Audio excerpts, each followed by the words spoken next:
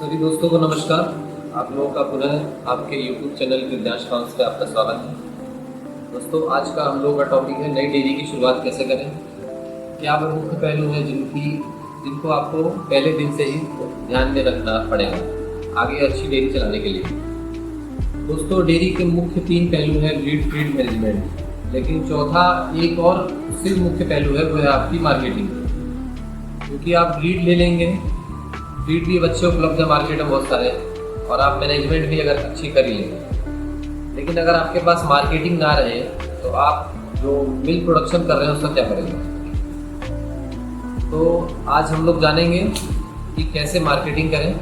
हम लोग आज पहला अपना टॉपिक है उसको मार्केटिंग को उठाते हैं, उसके बाद हम लोग ब्रीड फीड मैनेजमेंट पे आते हैं। तो डेयरी स्टार्ट करने से पहले आपको 5-6 चीज़ों का ध्यान रखना पड़ेगा। पहला ये कि आप डेयरी स्टार्ट करने के लिए एकदम तैयार हैं कि नहीं। ये कोई रॉकेट साइंस नहीं है, या कोई ऐसा नहीं है कि आपने मशीन ला के रख दी है और आपने नल खोला दूध आ गया। आप एक जिंदा चीज़ को ला के रख रहे हैं, इसके अंदर फीलिंग्स है। कहने पे वो पशु है लेकिन उसके अंदर भी फीलिंग्स है। तो आपको उसको पहले आपको पशुओं से या गाय या भैंस जो भी आप रख रहे हैं, आपको उससे प्रेम होना चाहिए। ऐसा नहीं कि आप खाली एक उसको बांध लिए हैं बिजनेस पर्पज से कि सुबह आप आए बाल्टी भर ली, शाम को आए बाल्टी भर ली। नहीं, आपका फुल टाइम इन्वॉल्वमेंट उसमें चाहिए। जो लोग बोलते हैं कि 2 घंटा सुबह 2 घंटा शाम हो गया डेयरी, ऐसा कुछ नहीं है। आपको 24/7 रहना पड़ेगा उसमें। आपका खुद का इन्वॉल्वमेंट ज़्यादा जरूरी है। अगर आपके पास बहुत विश्वास पात्र आदमी है तो अलग बात है, तब भी लेकिन आपको वहाँ पे विजिट करना पड़ेगा डेली। तो डेयरी में आपको शुरुआती दौर में आपको कम से कम 3 साल का जो समय माना गया है, समय साइकिल, उसको आपको देना पड़ेगा। उसमें आपको स्टेबल रहना पड़ेगा, क्योंकि बहुत सारे अप एंड डाउन आपको बीच में आएंगे। कभी आपके पास दूध कम रहेगा या कभी कुछ और प्रॉब्लम्स, तो उसमें आपको स्टेबल रहना पड़ेगा। आपका ऐसा नहीं रहेगा कि ऑल ईयर राउंड एक बराबर आपका मिल्क चलता रहे। तो कभी अप भी जाएगा, कभी डाउन भी जाएगा। कुछ महीने ऐसे भी जाएंगे जिसमें आपको नो प्रॉफिट नो लॉस पे रहना पड़ेगा। तो मुख्यतः पहले आप डेयरी स्टार्ट करने से पहले आप मार्केटिंग पे ध्यान दें। मार्केटिंग पे ध्यान कैसे दिया सकता है, या आप अपना फेसबुक पेज बनाएं या इंस्टाग्राम पे कुछ बनाएं, या आप डोर टू डोर जाके कस्टमर से मिलें। जैसे हम लोगों ने डेयरी स्टार्ट करने से 1 महीने पहले से ही कस्टमर से विजिट करना स्टार्ट कर दिया। तो उसमें आप एक छोटा सा पैम्पलेट छपवा लें, उसमें आप कुछ मुख्य बिंदु लिखवा लें और वो कस्टमर को अपनी बातों को समझाएं कि जो अभी आप बाहर से दूध पी रहे हैं, जो पैकेट वाला दूध पी रहे हैं, उसमें और हमारे दूध में क्या अंतर है, गुणवत्ता में क्या अंतर है, हम अपनी गायों को क्या दे रहे हैं फीड्स में, जिससे हमारे दूध की क्वालिटी हम बेहतर बताते हैं। तो कस्टमर को सजेस्ट करना बड़ी बात है, और एक बार आपने सजेस्ट कर लिया तो वो फिर आपको ज़्यादा कस्टमर खोजने की जरूरत नहीं पड़ेगी। तो माउथ पब्लिसिटी के थ्रू, और आपकी जो क्वालिटी है ना सर, क्वालिटी बोलती है।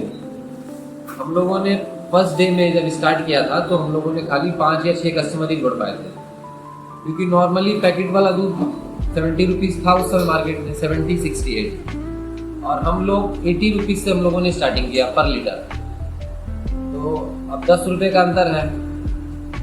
तो 10 रुपये के अंतर को समझाने के लिए हमने 50 से 60 घरों पे विजिट किया, इसमें से हमको मिले 5 कस्टमर। ज़्यादातर कस्टमर्स का बोलना ये था कि 70 रुपये तो मार्केट में मिल रहा है, 60 रुपये तो खुला मिल रहा है, गाय का दूध इतना महंगा कैसे।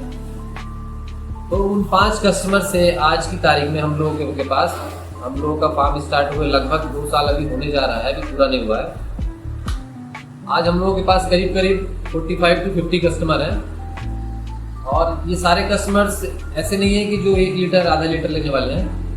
इसमें से ज़्यादातर बल्क वाले हैं, कोई 5 लीटर लेता है, कोई 4 लीटर लेता है। तो उन 5 कस्टमर्स के थ्रू हम यहाँ तक पहुँच पाए हैं, क्योंकि हमने जो फर्स्ट डे में क्वालिटी रखी थी वही क्वालिटी अभी भी मेंटेन है। तो क्वालिटी चेंज का आपको ध्यान रखना पड़ेगा। ये नहीं कि आपके पास कस्टमर हो गए उसके बाद आपने एडल्ट्रेशन मिलावट स्टार्ट कर दिया, तो वो एक बड़ा फेलियर का कारण हो जाएगा।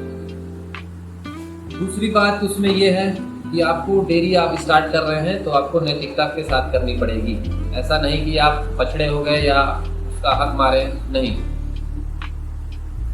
बच्चे, उसकी जो माँ है वो अपने बच्चे के लिए दूध उतार रही है। आप गौपालक हैं, पशुपालक हैं, तो आपका हक है कि आप उसको खिला रहे हैं तो अपना जीवन भरण के लिए उसमें आप दूध दें उससे। लेकिन इसका मतलब ये नहीं है कि आप बछड़े को कुछ ना पिलाएं। बछियाओं को तो लोग पिलाते हैं क्योंकि उनको उसमें फ्यूचर दिखता है।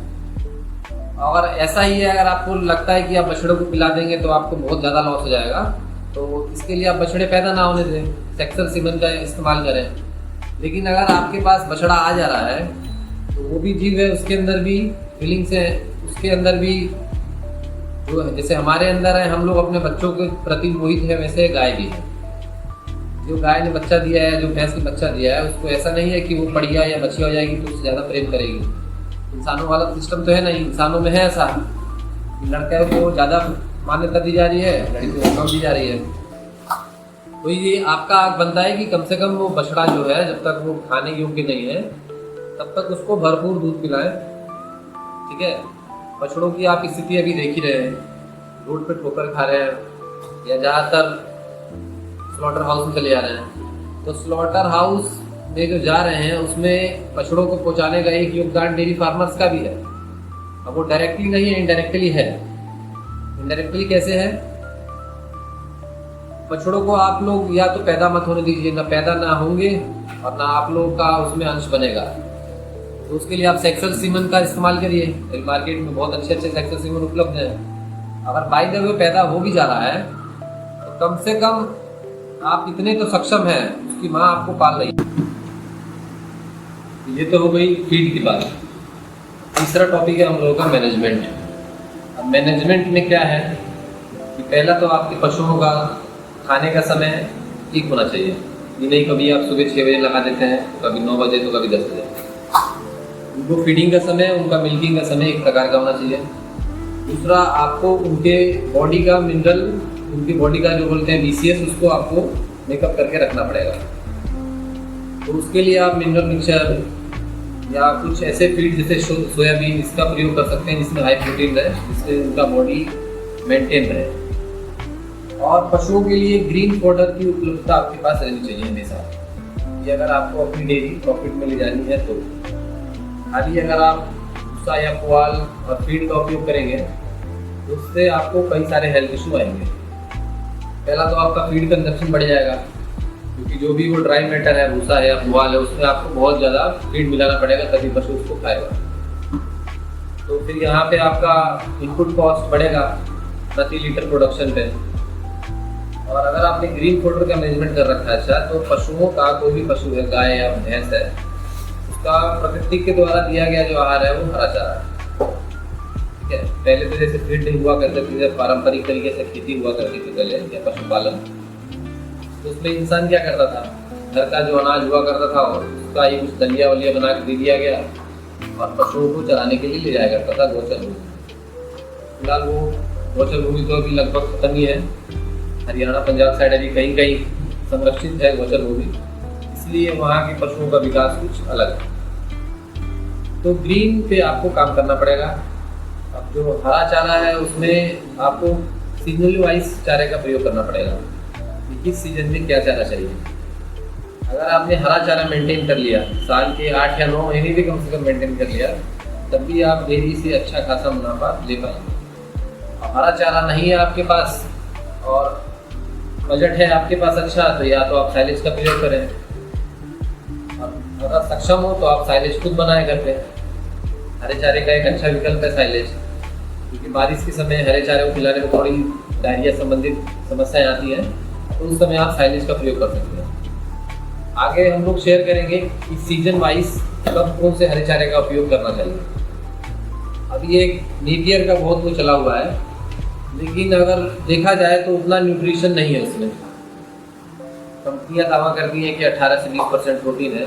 नेपियर हम लोगों के पास भी है, रेड है, ग्रीन है, लेकिन जो अपने पहले और जो चारे हैं, बाजरा है, ज्वार है, मक्का है, उनके कंपैरिजन में नेपियर कुछ नहीं।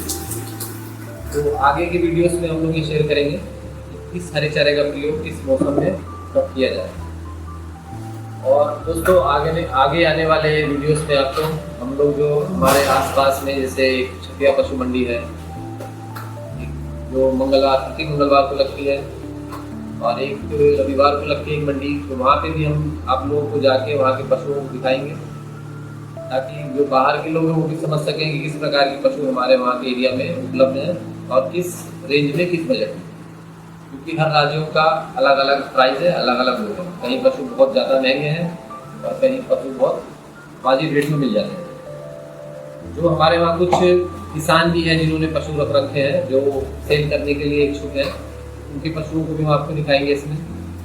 और पशुओं को दिखाने के साथ आपको किसानों का, पशुपालकों का नंबर भी शेयर किया जाएगा ताकि आप डायरेक्टली उनसे बात कर सकें, बीच में कोई बिचौलिया ना रहे। तो दोस्तों इसी के साथ मैं अपनी वीडियो को समाप्त करता हूँ यहीं पे। आपको अगर मेरा ये प्रयास सही लग रहा हो तो मुझे अपना सपोर्ट बनाए रखें। सभी दोस्तों को नमस्कार, राधे राधे, जय गोमाता।